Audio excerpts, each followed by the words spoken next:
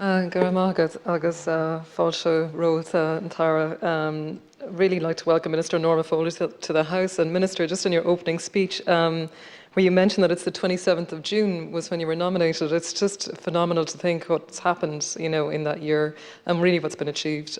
It was a very, very steep learning curve, Minister, for your role. As Fine Gael spokesperson for education, I support this bill to amend the 1998 Act to allow the State Examinations Commission, or the SEC, powers to operate the accredited grade system just for the Leaving Cert exams for 2021. From speaking to Leaving Cert year students, they really welcome the choice that is offered in each subject, either to sit the traditional exams or the accredited grades. Minister, it really has definitely reduced the anxiety and the stress levels, and I really commend you and your officials from the Department of Education for working to reach this solution after such a difficult year for both students, parents, principals, teaching staff, administrative staff, I suppose all the community that's been involved with keeping our schools open, even in the duration of the impact of the lockdown. There were many concerns last year, and I'm happy to see that with this legislation and the measures that were taken, that they've been resolved to a big part. I suppose in relation to some of the concerns would have been the accuracy of the algorithm. The department, and with the briefing I know that you provided to us as spokespersons, has confirmed that education testing services, I know the group that actually resolved a lot of the issues from last year, will actually be the group that will lead on the algorithm, that they'll be developing a brand new algorithm, and that this will be tested by the company itself, by the department, and as you've mentioned in your speech, by an independent third party that is yet to be contracted.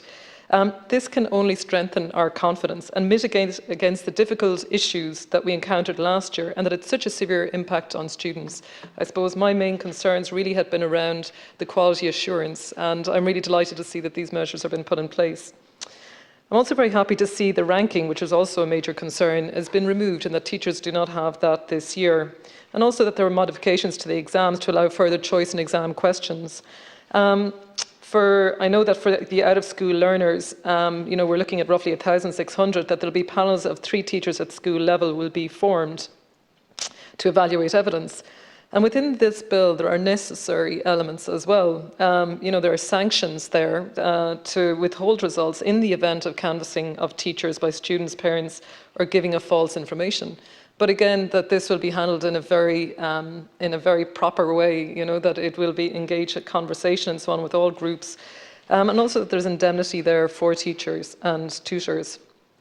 If I might ask the Minister a number of questions just in relation to this, and if you're able to respond, or perhaps your office, what measures are being put in place to ensure that this process will meet timelines and ensure that students receive their results as scheduled and not impact on the CAO allocation process?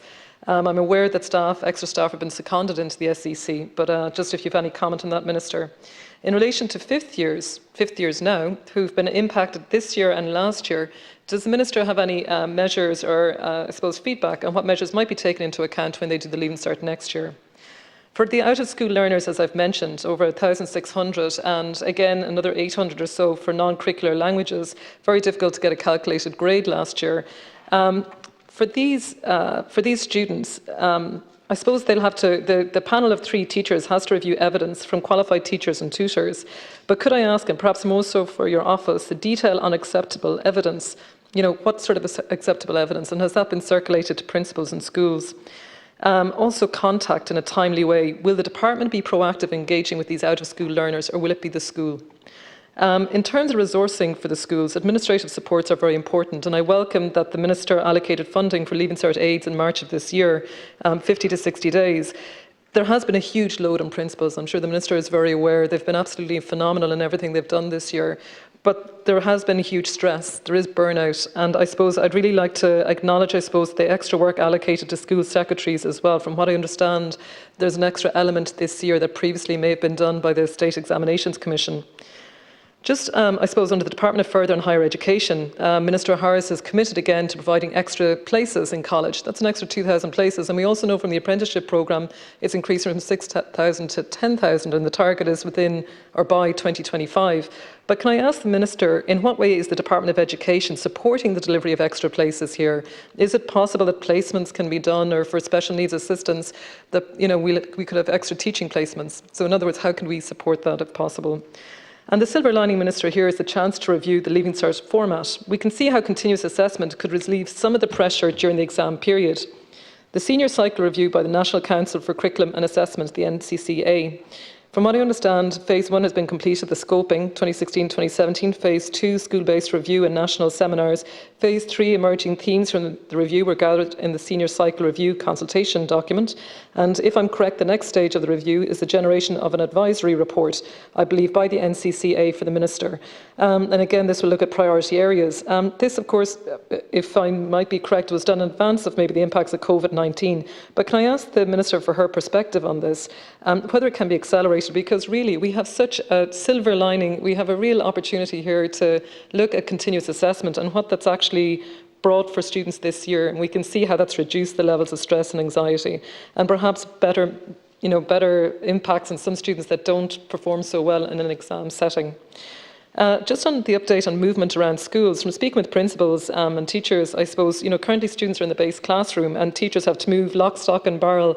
And I know the reasons for this. It's to reduce movement within the school and the lockers were closed. But it requires an awful lot more planning on behalf of the school. Could I just ask if there will be a timeline maybe for notification to school principals about how this will work out in September? Will these measures still need to be in place in September, or will we be able to let principals know in advance? Another major issue, if I may, Minister, is in the area of disadvantage. I know just a little bit outside of this, but I've raised it previously in a commencement matter.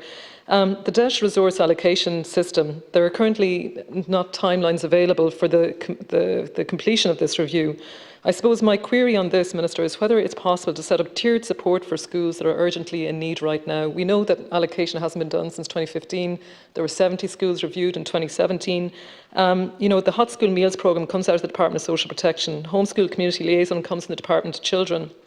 However, designation and approval, if I understand correctly, is from the Department of Education. With the difficult year in lockdown and increases in disadvantage and child poverty, a recent ESRI report points to at-risk of poverty for children of 15%, deprivation at 20%, and that was pre-COVID. There are severe impacts. The most vulnerable group in our society are children. So I suppose what supports can we put in place, considering that we do not know the timelines for that the DESH sort of resource allocation system? I want to acknowledge the incredible effort and work achieved by principals, teaching staff, administrative staff, school secretaries, caretakers, together with the school boards, the students themselves, associations, as well as Parents Association. Minister, as you've noted, this is a welcome piece of legislation and shows the lessons learned. It's a tribute to your department and to your officials.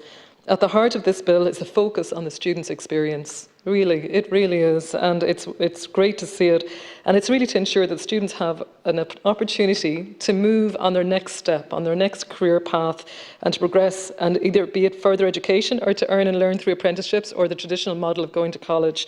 But I just think that it's been such a difficult year, Minister, and I think what you've achieved now has brought real joy. I must admit that from the students, principals and teachers that I've talked to, they all seem extremely happy. Those questions that I have, I suppose, are just questions in general, and just again to commend you on the work that's been done. Thank you.